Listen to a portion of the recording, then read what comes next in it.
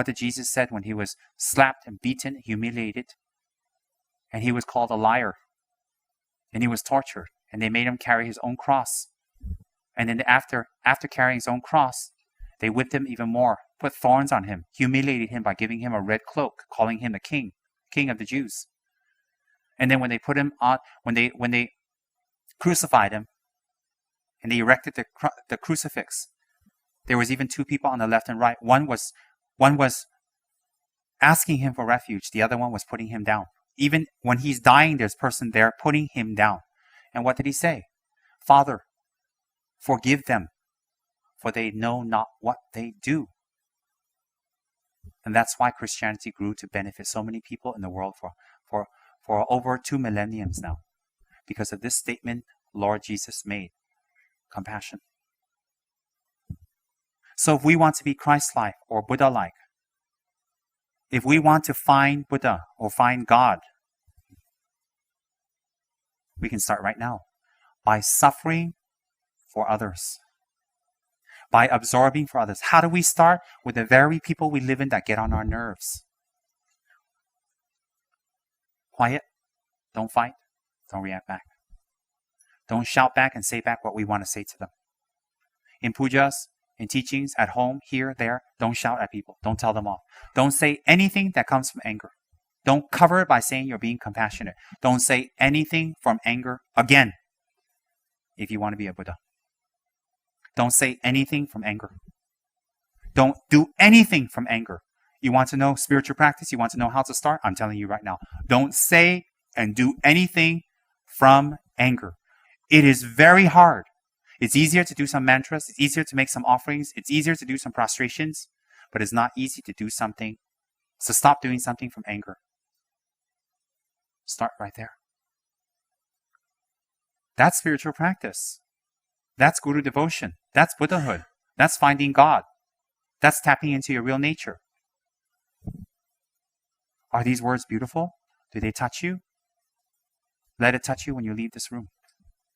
Let it pervade your life when you leave this room. Don't wait for your guru to criticize you or tell you good and bad. You be your own guru. If you don't want your guru to tell you what to do, you tell yourself what to do. And you tell yourself the right way. Live your life not ashamed anymore. Live your life not embarrassed anymore. Live your life not fighting for attention and fighting for ego and to be right. Live your life to absorb other people's difficulties and give back your happiness. And to develop courage from that. And the courage will grow. And so if you're able to help one person, it will become 10, 100, 100, 200, 300, 1,000, 100,000. It will increase. You will build that kind of energy base, energy nucleus. Why? It starts with just one thought. So when you suffer for the Dharma, when you're tired for the Dharma, when you're exhausted for the Dharma, what is Dharma? Buddhism? No, no, no. No. Suffer for the Dharma means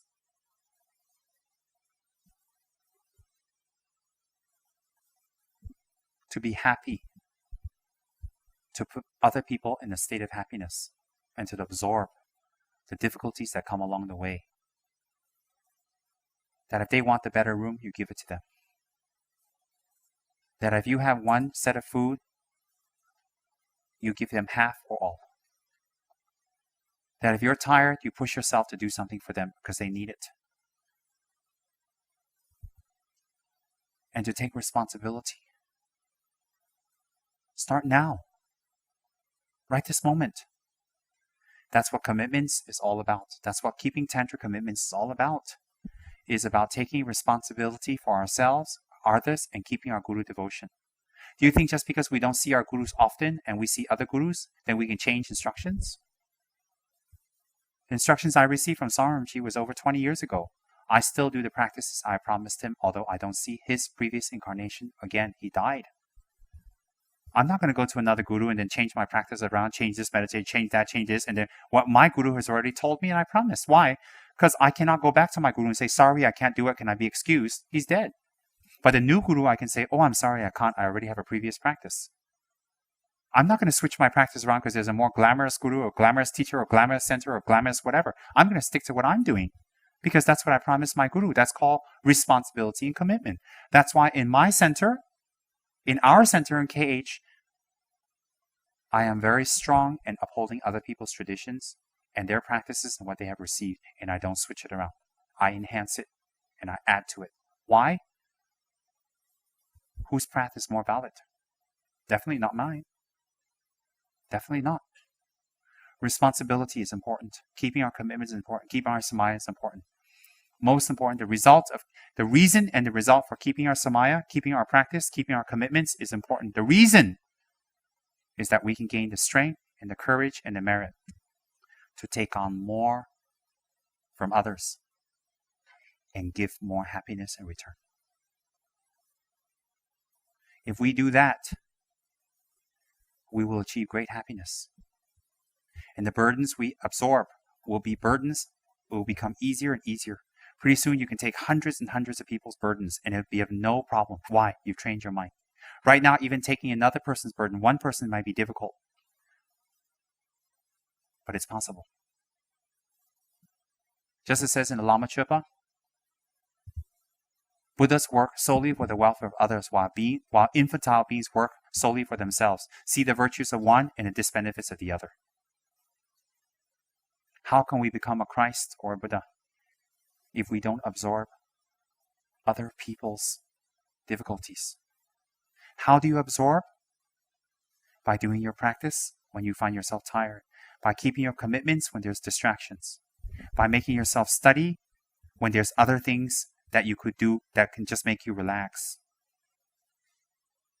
By challenging your anger. By remembering the kindness of others.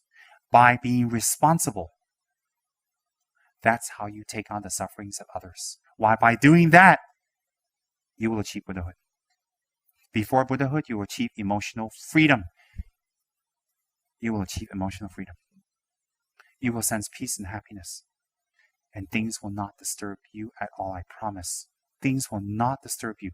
Things that ordinarily disturb you will not. What's the difference in that? You don't suffer. You don't make other people suffer. And then you can share this with others. That's what taking suffering means. Doesn't mean when someone's getting beaten, you stand there and ask them to beat you instead. If someone's in jail and you haven't done anything and you can be more beneficial out of jail, you say, I'll go to jail for them instead. That's not compassion. That's silliness. Taking on the sufferings of others means emotional responsibility. Right now, sitting here listening, taking notes and saying, I'm going to practice this, is taking on responsibility, absorbing the sufferings of others. Why are you here? So that you can benefit others by benefiting yourself. This is taking on sufferings for others. It's time. It's time. It's time to take on sufferings of others without recognition. It's time to burden yourselves for others without recognition. Because in burdening yourself, you will not feel burdened anymore. Because you build up that mental strength and courage. We all need this. What I'm speaking to you has nothing to do with religion almost. It has to do with our human existence. That's the beauty of Buddha's teachings. We're talking about our human existence. And I'm not just telling you, be nice, be nice, be nice. I'm giving you a method. I'm telling you why. I'm telling you the cause. I'm telling you the result. I'm giving you the whole spectrum. It isn't just, be nice. I'm on a pulpit holding my Lamrim book and waving the Buddha at you. You got to be nice, or you're going to go to the 18 lower hells. You got to be nice, or you're going to be a pig on a farm again. You got to listen to the good book. If you don't listen to the good book, you will be damned. We don't need a good book or no good book to be damned. We're already damning ourselves by not being nice. It's not about that. If we take on the sufferings of others by being responsible, by keeping our commitments, by holding our vows, by developing a mind that gains courage and strength, that's how we take on the sufferings of others. If we do that, contrary to being afraid of getting more sufferings, you will be free from sufferings. you will be free. Contrary, some people think, oh God, I've got enough problems. I've got enough issues. I've got enough emotional ups and downs. I don't want more problems. My life is fabulous. I don't need more problems. Some people say, take on the problems of others. No, I can't. They're scared. Why? Because they don't understand the real nature of taking on the sufferings of others. They don't understand the real result. They're not stupid. They're ignorant. That's why we attend Dharma teachings. When we absorb the sufferings of others and the problems of others, we become people like Mother Teresa. Do you think she suffered? Do you think Mother Teresa suffered? She lived in suffering. Suffering was around her. Do you think she suffered? Do you think that lady suffered? No. Because she chose to take on the sufferings of everyone. She never suffered a day. Even to this day, her blessings are very strong in the world. When we talk about her, what do we identify? How do we feel? Is it about Christianity and Buddhism? No. It's about her going back to her real self, taking on the sufferings of others, helping others. Just the name is Buddha, a God, and Christ. In our case, it's Buddha and karma. Just a name. Why argue about that? Why? Absorb and take on the sufferings of others and difficulties of others by being responsible, by transforming your mind, by keeping your commitments, by being true to your guru, by doing your practice. And you'll see your mind grow. You'll see courage grow. You'll see disappointments become less. And I promise you, taking on the burdens of others, you will not feel burdened. You will not. On the contrary, you will feel very happy. Right now, not taking on the burdens of others, not taking on the responsibility of others, just taking yourself and not even taking your own responsibilities. How much fear it creates. How much unhappiness do we experience? How much disappointment do we create? How much pain do we create to others? By not even taking care of our own responsibilities. But when we take care, if we look around us to people who take care of the responsibility, become better, how much happiness they bring to people around them. How much inspiration do we create to other people? When we look at someone who takes responsibility, how much do they inspire us and they get our respect, and how much do they benefit? So therefore, if we don't take responsibility even for ourselves, how much problems do we make for people around us? Each time people say something to us and no one's watching, we don't do our work. When they're watching, we do our work. How much suffering does that create? For others and ourselves. How much suffering? Very simple. Don't think any deeper. Suspicion, disrespect, and people lose confidence in us. How much? When we have to be told what to do. When we watch, we do it. When we don't watch, we don't do. How much? When we promise a timeline or a deadline, or we promise some commitment, we promise some whatever to people, and we don't do it, how much doubt and unhappiness does it create in other people's mind? We created that. If they yell at us and we shout back and we become their enemy, we tell people their anger sin. We did that. It's not them. We did that. We did that. Is that spiritual? Not keeping your promise and timelines and what you committed to is not spiritual. Why? You're making people unhappy. Very simple. And then you're praying and chanting and having altars and say you're in the Dharma. So if we take our own responsibility, we already make ourselves and people around us happier. You know why? Less fear. Less fear of being caught. Less fear of being 저단당. Less fear of being scolded. Less fear of criticism. Less fear of being discovered and found out. Already we feel happy. We're more relaxed. We don't have to defend and protect. And then if we take responsibility for other people, the feeling we have for taking it for ourselves will increase even more. Contrary to having fear of taking other people's sufferings, and therefore we suffer more, that is a mind who doesn't understand the nature of sufferings and its antidote. That mind will be afraid of taking on other people's sufferings and having courage. Why? That mind doesn't understand the real nature, cause, and antidote to hardship and suffering. Very simple. Do you think truly enlightened and spiritual people suffer? They don't. Never mind high lamas like Dalai Lama and Mother Teresa, never mind those high lamas like them. Even if we look at a wonderful countrywoman in the villages, in our own countries, where we see a wonderful, hearty countrywoman who's giving, who shares her milk with other people, who shares her bread, who's very open with her farm, who's easy, who's accepting, who's kind. Everybody flocks to this person. Everybody goes to this wonderful countrywoman who's not even educated, but her kindness and her love and her openness and her ability to take responsibility challenges our fears and inspires us to transform. Buddhism is a beautiful method for developing courage, taking responsibility, pushing ourselves to do more for others, and to realize there is no fear in that. Don't be afraid to do more. Don't be afraid. There is no fear to do more. If you understand the nature of the mind, its causes and antidotes, and that's what we're learning. Accept other people's difficulties. Give over your happiness. Start with your commitments and practice. And study.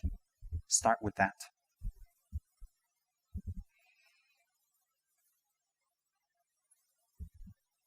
Start with the very people that we live with and the very people we work with. To be responsible, to be open, to be generous, to do what we're supposed to do without being told and reminded. Start our Dharma practice with the very people we live with and the very people we work with. To be open and generous, to take responsibility, to not be reminded and pushed for what we're supposed to do. Start now. Start your practice this moment. Start immediately. And when you slip, push yourself. Start now. That is your yidam. That is your mantra. Don't wait for things to go wrong. Things will go wrong. Do you know samsara? Everything for everybody else all around goes wrong. Why won't it go wrong for yourself? It will go wrong. It's a natural state of existence. Up and down, up and down. Don't wait for down. You're up now. You're really up now. Start your Dharma practice now. Take responsibility. Do your work. Do what you're supposed to do. Start now so that you don't burden anyone else. Remember, inverted commas. Suffer and take on burden for the Dharma. Inverted commas, suffer. Actually, it's not suffering. Do it happily. Don't complain. By complaining, we encourage our negative, neurotic mind to have a chance to surface again. Be happy. Be energetic. Be happy to suffer. I'm not trying to be poetic. Be happy to suffer. It's possible. Our own mothers have suffered for us so much for many years while we were in her womb. By reflecting on the kindness of the mother, according to Shantideva, we realize there is compassion in the world. If there is compassion of that of a mother for her child, then there's definitely the compassion of a Buddha. It's all connected because there are different stages. Definitely the compassion of a Buddha for all of us is much greater than the compassion of a mother for her child. But the mother's compassion for a child is greater than the compassion we have at this point. One step leads to another. So if a compassion of a mother for her child is real and tangible, compassion is tangible. If compassion is tangible, there should be no limit to compassion. If there's no limit to compassion, definitely there must be existing Buddhas with much greater compassion than what we have that's achievable. Very logical. Very clear. Don't think it's some faraway, distant, exotic word or wish. It can be achieved. It must be achieved. It is a natural evolution for us to achieve compassion. It is a natural evolution.